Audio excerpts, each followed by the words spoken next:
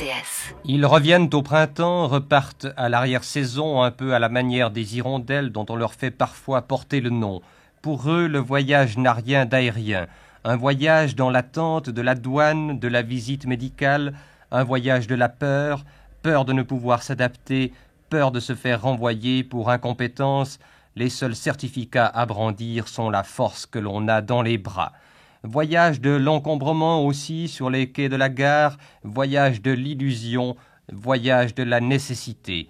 Au pays, il n'y avait plus de travail. Alors il y a ceux du village qui sont déjà partis, en Suisse où l'on embauche. Au sortir de la Seconde Guerre mondiale, la Suisse est en plein essor économique. Elle souhaite développer ses infrastructures et entame de nouveaux chantiers de taille, comme l'atteste cette archive de la TSR de 1965. Depuis un certain nombre d'années, notre pays enregistre un important développement économique. Si vous regardez autour de vous, dans votre ville ou lorsque vous voyagez en Suisse, vous le constatez rapidement. Partout, on creuse, on bâtit, on ouvre de nouvelles usines, on construit des maisons, on installe des magasins. Bref, partout notre pays se développe. Ainsi, depuis 1945, d'immenses travaux ont été réalisés en Suisse. Le barrage de la Grande Dixence, le tunnel du Grand Saint-Bernard, l'autoroute Genève-Lausanne, la construction de cités satellites autour des grandes villes sont quelques-uns des exemples de ce développement rapide et de cette transformation de notre pays. Tous ces projets nécessitent une main-d'œuvre importante qui fait alors défaut en Suisse. Le pays doit embaucher rapidement et en nombre pour mener à bien ses ambitieux projets de construction. Elle fait alors appel à de la main-d'œuvre recrutée chez son voisin transalpin. Justement, de l'autre côté des Alpes, l'Italie sort économiquement exsangue de la guerre. Elle s'empresse alors d'instaurer une politique d'émigration lui permettant à la fois d'exporter partiellement le chômage qui la frappe durement, mais aussi de faire rentrer de l'argent au pays. C'est l'histoire de ces travailleurs saisonniers italiens, aussi nommés les hirondelles, que nous allons vous raconter. Bienvenue dans ce nouvel épisode de 1001 Archives.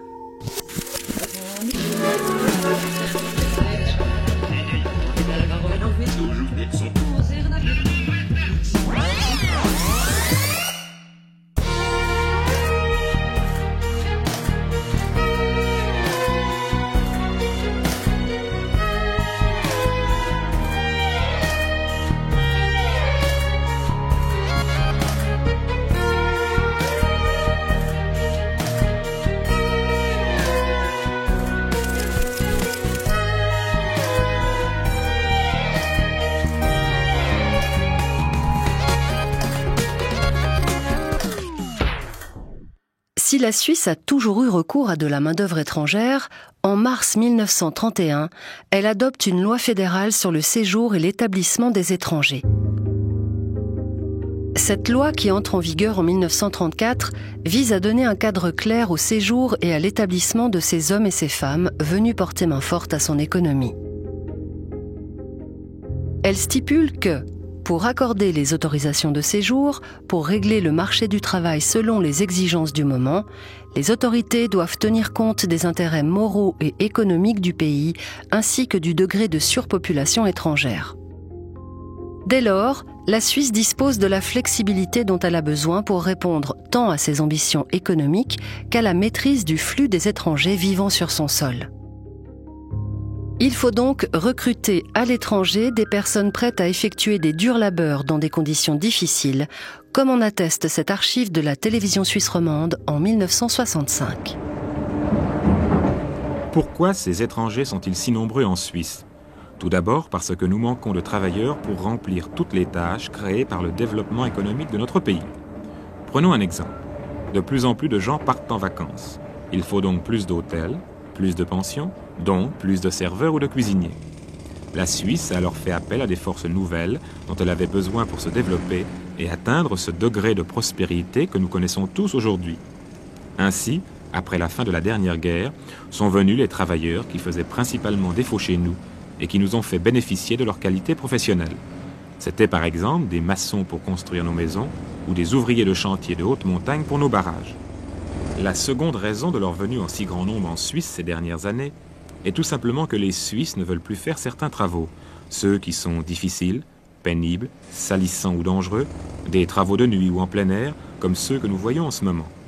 Les étrangers sont donc venus plus nombreux pour être mineurs, terrassiers, éboueurs, manœuvres, domestiques, plongeurs, bref, pour faire tout ce que nous ne voulions plus faire. Ainsi, ceux que nous voyons en ce moment travaillent en pleine nuit, sous la neige, dans des conditions très difficiles, pour assurer la prospérité des Suisses qui, au même moment, dorment presque tous. Dans l'optique que les travailleurs étrangers ne s'installent pas de manière pérenne en Suisse, les autorités décident de se munir d'un outil de contrôle. C'est à cette fin qu'elles créent le statut de travailleur saisonnier, également appelé permis A. Si ce laissez-passer offre aux travailleurs un peu plus de sécurité lors de leur séjour en Suisse, il comporte néanmoins des aspects très contraignants. Il les autorise à séjourner pour une durée maximale de 9 mois par an, qui doit être renouvelée chaque année. Les 3 mois restants, les travailleurs sont contraints de retourner dans leur pays d'origine, et cela tant qu'ils souhaitent travailler en Suisse. De plus, ce permis ne permet pas le regroupement familial. L'épouse ne peut rejoindre son mari que si elle est au bénéfice d'une autorisation de séjour, autorisation qui lui sera refusée si elle a des enfants mineurs. Cette restriction, mise en place par les autorités suisses, a pour objectif d'empêcher que les saisonniers travaillant en Suisse s'y installent définitivement. Attention, dans quelques minutes au quai 1 va entrer le train direct d'Italie. Ce train conduit en tête des voitures pour Genève, derrière les voitures pour Berne et Biengrad, et en queue 3 voitures qui restent à Brigue. Les 45 De ces 3 voitures descendent des saisonniers italiens qui reviennent, comme chaque année, travailler 9 mois durant dans notre pays. C'est véritablement le retour des hirondelles. Il en passe de 1000 à 5000 par jour à Brigue durant les mois de printemps. Au-delà des chiffres avancés dans ce reportage de la TSR de 1960, ces trains qui déversent chaque jour des centaines de travailleurs sur les quais de gare charrient avec eux un peu de la vie de ces femmes et de ces hommes. Comme l'a écrit l'écrivain zurichois Max Frisch en 1960, « Nous attendions des bras et ce sont des hommes qui sont venus ». Dès la fin de la guerre, les Italiens constituent la grande majorité des travailleurs saisonniers en Suisse. D'ailleurs, un arrangement est conclu en 1948 entre la Confédération et l'Italie qui permet d'éviter une trop grande précarité pour ces femmes et ces hommes. Voici ce que l'on y trouve. Des indications précises sur la nature de l'emploi, les conditions de travail, la rétribution, le logement et d'autres conditions de subsistance.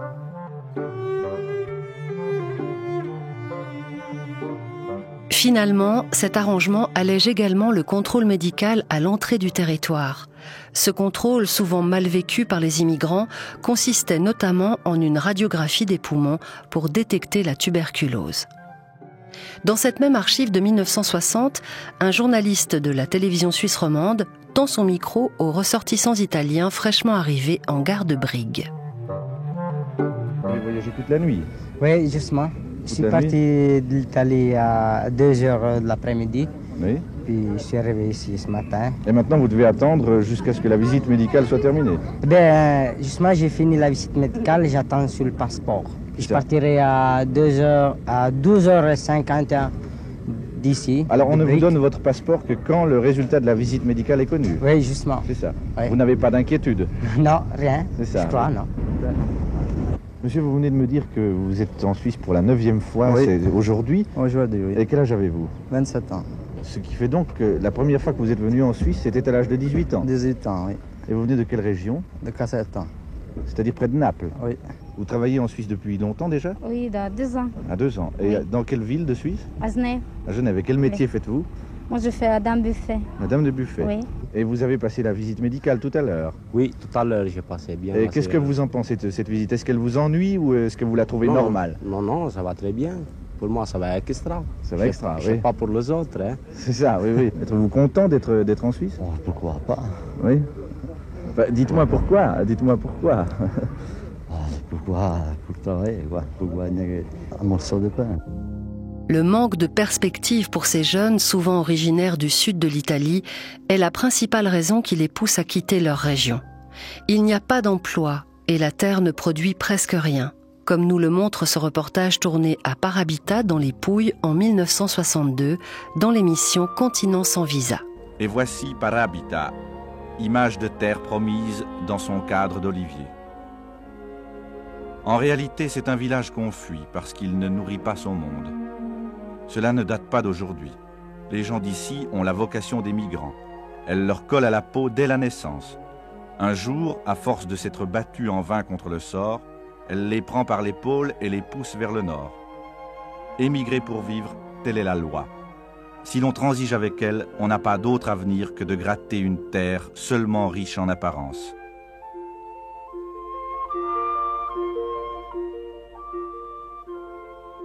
Si au moins on était propriétaire. Mais les candidats au lopin nourricier sont trop nombreux et il n'y a rien d'autre à faire que d'errer sur les places en évoquant des pays moins avares en occasion de travail. Dans cette même archive, le journaliste tend son micro à des hommes aidés par un traducteur de fortune. Ils expliquent comme ils le peuvent que même si les conditions sont difficiles et les salaires peu élevés pour la Suisse, ils n'hésitent pas à saisir cette opportunité de trouver du travail, même loin de chez eux. Qu'est-ce que vous faites à Berne? Kips.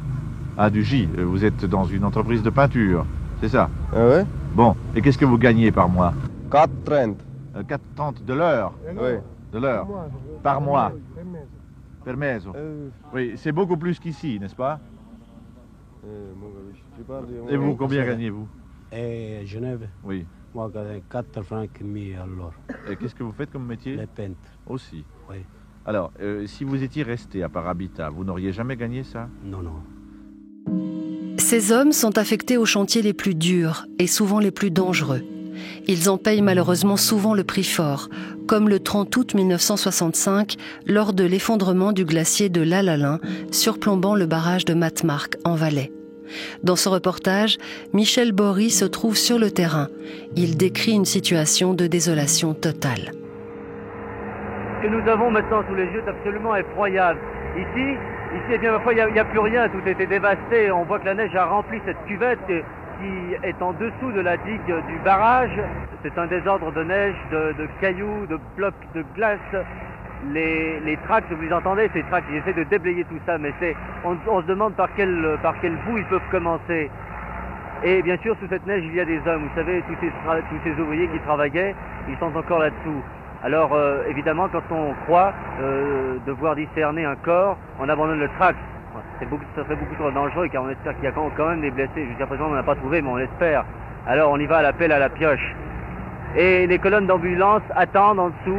Les sauveteurs ici sont très nombreux. Il y a des gendarmes, il y a des soldats, il y a un peu tout le monde. Il y a bien sûr aussi les ouvriers du barrage qui prêtent main forte. Mais ma foi, ces gens tournent en rond. Ils sont comme désarmés, ils ne savent pas quoi faire. Parce que voulez-vous, c'est beaucoup trop gigantesque. Et avec une pelle, avec une pioche ou même avec un tract, ma foi, on se sent complètement dépassé. Le lendemain de la catastrophe, un journaliste énumère les victimes dans cette même archive du 31 août 1965. 24 Suisses, 56 Italiens, 5 Espagnols, 3 Allemands, 1 Autrichien et 1 apatride. Par ce macabre décompte, l'on réalise que si plusieurs nationalités sont représentées, les Italiens sont les principales victimes de cette catastrophe.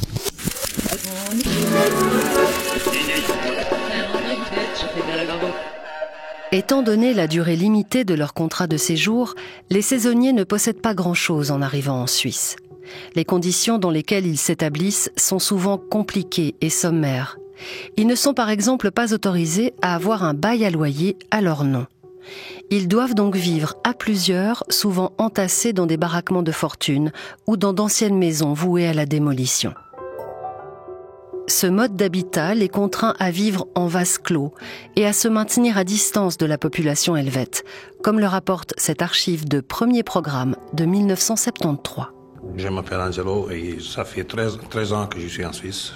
Moi, j'ai fait 3 ans ici tout seul, loin de la famille, dedans un baraquement. Pour moi, le baraquement, c'était dur. Et je vois que dans 59 à 73, il n'a pas changé les méthodes de la baraque. C'est toujours les mêmes baraques. Et à présent, on paye plus cher et la vie, c'est pas commode dans les baraques. Pourquoi? On est loin plus dans la ville, on est loin plus des contacts avec des gens, avec des Suisses. On est obligé d'entretenir des contacts avec des copains, seulement des camarades du travail. On part toujours dans le travail, on n'a pas la vie commode. On a la femme et les gamins loin de nous. Qu'ils soient italiens ou d'autres nationalités, les saisonniers sont stigmatisés et doivent régulièrement affronter les craintes de certains citoyens suisses. Leur mode de vie et leurs croyances différentes suscitent une forte méfiance chez certains. Dans cette archive de 1965, nous entendons une femme expliquer avec beaucoup de véhémence à une journaliste pourquoi elle refuse de louer son logement à des catholiques. Madame, pourquoi n'avez-vous pas voulu louer une chambre à ce saisonnier ? Alors, moi, je ne veux pas du tout partager mon appartement avec quelqu'un qui croit à autre chose qu'à ce que nous croyons. Oui, mais enfin, vous êtes chrétienne, comme lui est chrétien. Ah, je suis entièrement d'accord que nous sommes des chrétiens, mais on aimerait vivre notre vie de protestants, alors je ne vois pas pourquoi introduire quelqu'un d'une autre religion, surtout pour des enfants qu'on élève dans cette foi-là. Alors, ça pourrait nuire, n'est-ce pas? Mais qu'est-ce qui pourrait vous nuire? Eh bien, par exemple, il pourrait exercer... une influence. Une influence par des images, n'importe quoi, dans sa chambre qui seraient néfastes, qui sont absolument contraires à notre religion, à notre croyance. Mais alors, vous loueriez votre chambre à un protestant? Ah, certainement. Ah oui, alors tout à fait d'accord. Et pas à un prix prohibitif? Ah non, pas du tout, pas du tout. C'est pas une question d'argent. C'est pas du tout une question d'argent, c'est une question tout à fait de foi. Je trouve que pour notre vie sociale de protestants simplement, et puis après tout, je suis absolument libre de faire ce que je veux, même si je ne voulais pas de protestants. D'autres refusent tout simplement de louer aux étrangers. Dans cette archive télévisée de La Voix suisse en 1965, le journaliste lit pêle-mêle des annonces de location d'appartements publiées dans la presse. On peut lire dans nos journaux: chambre à louer à personne propre et sérieuse, italien exclu. Chambre à louer à jeune homme suisse. Chambre à louer à monsieur sérieux, suisse. Italiens et espagnols exclus. Étrangers exclus. Étrangers exclus. Travailleurs étrangers exclus. Ils sont 700 000. Pouvons-nous les tenir à l'écart? Dürfen wir sie aus unserer Gemeinschaft ausschließen? Possiamo escluderli dalla nostra vita.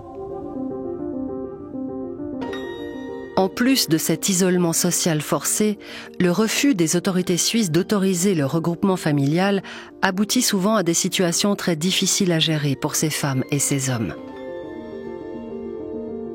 Pour ne pas tomber dans l'illégalité, ils sont contraints de confier leurs enfants à des parents restés au pays ou doivent les placer dans des orphelinats en Italie ou en France, proches de la frontière. Alors que certains parents s'accommodent à contre-cœur de cette situation, pour d'autres, cette réalité n'est tout simplement pas supportable. Ils ne peuvent envisager de vivre séparés de leurs enfants et bravent alors les interdits en les faisant venir vivre illégalement auprès d'eux et en les rendant du même coup clandestins. Dans les années 60, on leur donne un nom, les enfants du placard, car ils n'ont pas d'autre choix que de vivre cachés de tous, mais surtout de la police et des voisins qui pourraient les dénoncer. Dans l'émission Temps présent, justement intitulée Les enfants du placard, diffusée en 1989, Carmela Cimini revient sur son expérience d'enfant caché, une enfant clandestine alors âgée de 13 ans. Comment se fait-il que vous ayez aussi amené les enfants? Ma maman lui a expliqué qu'elle ne pouvait pas nous laisser là-bas, que ce n'était pas possible. La patronne, qui était la seule à parler italien, alors dit: ça va pour ce soir, il est tard, on va dormir et on verra demain.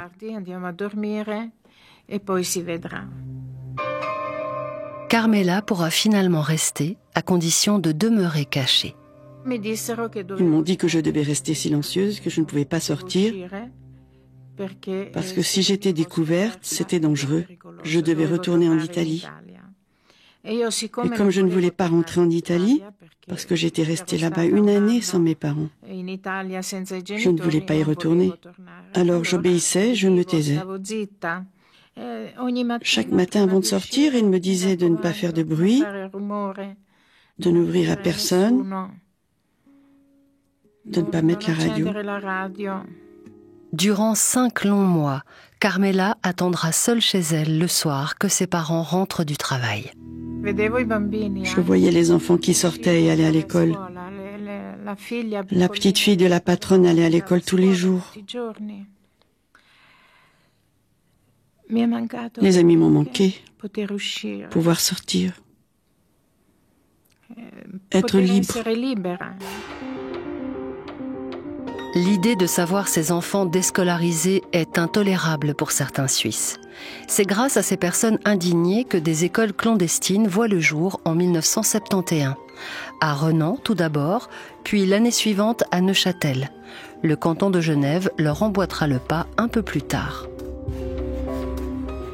Dans cette archive de Paroles premières de 1989, une enseignante emmène le journaliste dans la visite guidée de ses classes improvisées. Ici, on a l'atelier de peinture. C'est ici qu'on gribouille. Et puis, on a aussi les travaux manuels avec le fameux, la terre glaise et tout ça. Et puis, ici, je vais vous montrer la salle des degrés moyens. Là, c'est les grands. Hein. Bonjour. Voilà. Alors, ça, c'est les degrés moyens. Petit degré, ici. Alors ça, c'est la salle des petits, ici. Un local de dimension réduite et modeste, mais qui ressemble à une salle de classe, tableau noir, des dessins collés au mur. Oui, c'est ça. Mais c'est trop petit, on manque de souffle, on manque de... Mais on peut pas faire mieux. Des chambres. Financièrement, on peut pas. Vous comprenez ? On fait avec ce qu'on a et comme on peut, hein. Un certain ami de moi qui dirige les écoles primaires m'a parlé d'enfants qui étaient clandestinement enfermés dans des logements et qui n'avaient pas d'école, qui ne pouvaient pas ni sortir ni suivre comme tous les camarades normaux de leur âge, les classes normales. Alors ça m'a beaucoup frappée et puis j'ai quitté mon poste pour fonder des écoles de ce genre. Donc, réunir ces enfants-là et les recevoir comme s'ils étaient dans des véritables classes officielles, et puis leur apprendre la langue et faire suivre les programmes. C'est grâce au conseiller d'État neuchâtelois Jean Cavadini que les enfants sans statut légal peuvent être admis dans les établissements scolaires de son canton en 1990. Écoutons-le dans ce temps présent de novembre 2009. Pour nous, avec un peu d'habileté, disons, nous considérions que notre mandat était clair. La Constitution nous donnait l'obligation de scolariser les enfants. L'enfant étant mineur, il n'est pas répondant au sens du droit à l'égard des mesures de police qui ne s'appliquent de toute évidence qu'aux adultes. Et tant qu'il ne commet pas d'infraction au droit futile de l'enfance, nous considérions que la priorité, c'était la scolarisation. En 2022, dans le cadre d'une nouvelle étude mandatée par le Fonds national suisse de la recherche, l'historien des migrations et lui-même enfant clandestin, Tony Ricciardi, estime à 50 000 le nombre d'enfants italiens ayant vécu clandestinement en Suisse entre 1949 et 1975. Il souligne que les données ont été compliquées à obtenir à cause du manque de collecte systématique de la part des communes, mais aussi parce que, par définition, ces enfants vivaient cachés. Par ailleurs, l'historien estime à environ 1,5 million le nombre de mineurs placés chez des parents ou dans des institutions en Italie.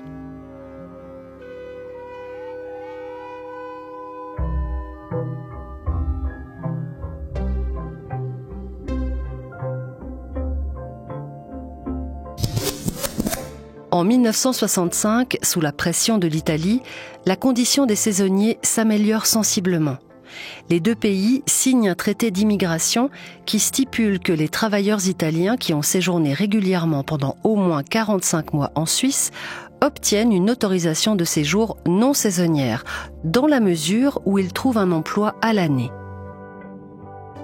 Entre 1950 et 1970, le nombre d'Italiens travaillant en Suisse est multiplié par 4, passant à environ 600 000. Dès les années 60, les travailleurs espagnols s'ajouteront aux Italiens. Dès lors, cette présence d'étrangers fait naître un sentiment de rejet d'une part de la population suisse qui a le sentiment d'être dépossédée de ses emplois et de ses logements. C'est dans ce contexte tendu qu'une première initiative populaire contre les étrangers est lancée en 1965 par le Parti démocratique zurichois, visant à réduire cette population de 5% par année. Elle est rejetée par l'Assemblée fédérale en 1968 sans être soumise au vote populaire. À cette époque, les syndicats ouvriers demandent l'abolition du statut de saisonnier qu'ils qualifient d'inhumain et d'anachronique. Mais en 1968, une seconde initiative voit le jour, celle du conseiller national James Schwarzenbach, intitulée « Contre l'emprise étrangère ». Déposée en 1969, elle vise à réduire la population étrangère de 10% par canton et récolte 70 000 signatures. Dans cette archive de Madame TV de 1970, une journaliste postée au bas d'un immeuble énumère les noms des étrangers inscrits sur les boîtes aux lettres. Ricca, Mazzi, Corderi, Furiani, Marcello, Vitanza, Chiesa, Nicastro. Et bien sûr, 70 boîtes aux lettres, il y en a près d'une cinquantaine qui portent des noms étrangers. Et ceci nous fait prendre conscience d'une manière assez aiguë du problème de la pénétration étrangère dans notre pays. Au mois de juin prochain, je crois que personne ne l'ignore, aura lieu la votation sur l'initiative Schwarzenbach. De quoi s'agit-il exactement? Eh bien, sur environ 6 millions d'habitants, notre pays compte 1 million d'étrangers. Les promoteurs de l'initiative demandent de réduire à 10% le nombre de ces travailleurs étrangers, ce qui revient à dire qu'il faudrait à peu près en renvoyer la moitié. En juin 1970, l'initiative est rejetée par le peuple avec 54% de non et un taux de participation record. À cette date, la Suisse compte 1 million de ressortissants étrangers sur une population de 6 millions. En 1974, une troisième initiative intitulée « Contre l'emprise étrangère et le surpeuplement de la Suisse » est finalement rejetée par 65,8% des votants. Elle visait à réduire le nombre d'étrangers à 500 000 avant la fin de l'année 1977. Malgré toutes ces tentatives visant à réduire sa présence, la communauté italienne de Suisse continue à s'implanter. Elle crée des écoles, des clubs de loisirs et des associations communautaires permettant à ses compatriotes de se retrouver pour des moments de détente et d'amitié. En 2005, Claudio Micheloni, représentant des Italiens de l'étranger, explique le rôle que jouent ces associations pour l'intégration des Italiens en Suisse, au micro de Madeleine Caboche dans l'émission Mordicus. Les associations ont réellement servi d'amortisseur social. Et si les choses se sont relativement bien passées en Suisse, elles se sont bien passées parce que toutes ces associations ont fait un travail extraordinaire. Je peux vous donner 2 chiffres. En 1999, on avait fait une vérification des associations enregistrées auprès de l'ambassade d'Italie. Il y en avait 1200. Et maintenant, il y en a, après une mise à jour, il y a encore 750 associations italiennes qui travaillent en Suisse, qui sont enregistrées auprès de l'ambassade d'Italie. Alors, c'est énorme, mais c'est aussi une grande richesse.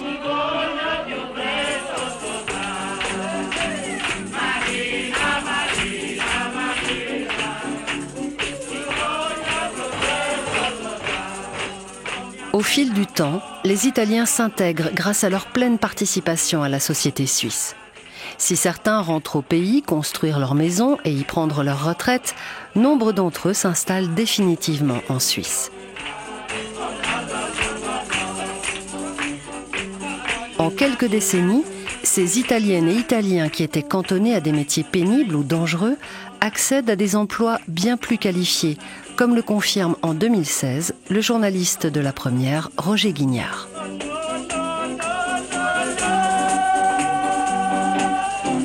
Au milieu du siècle passé, les Italiens qui arrivaient en Suisse, ceux qu'on appelait d'un terme un peu maîtrisant les Cinque, étaient maçons ou contremaîtres. On vivait les 30 glorieuses et le pays avait besoin de main-d'œuvre pour ses routes et tunnels.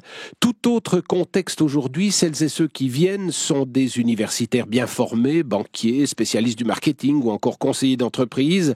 L'élite, en somme, est pour des raisons évidentes la crise en Italie et l'impossibilité de faire carrière dans leur pays. Il faut attendre juin 2002 et l'entrée en vigueur du traité de libre circulation des personnes entre la Suisse et l'Union européenne pour que le statut de saisonnier soit définitivement aboli.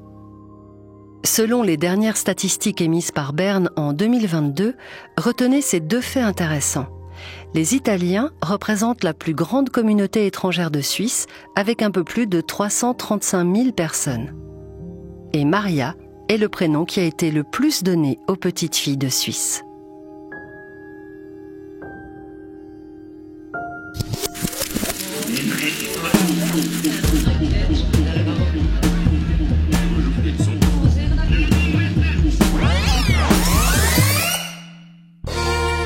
Ainsi s'achève cet épisode de 1001 archives, un épisode écrit par Natacha Farina-Grou, réalisé par Jonathan Hasselbacher, produit par Pauline Vrolix, raconté par Sophie Richard. Si vous avez aimé cet épisode de 1001 archives, nous vous recommandons celui consacré à l'initiative Schwarzenbach.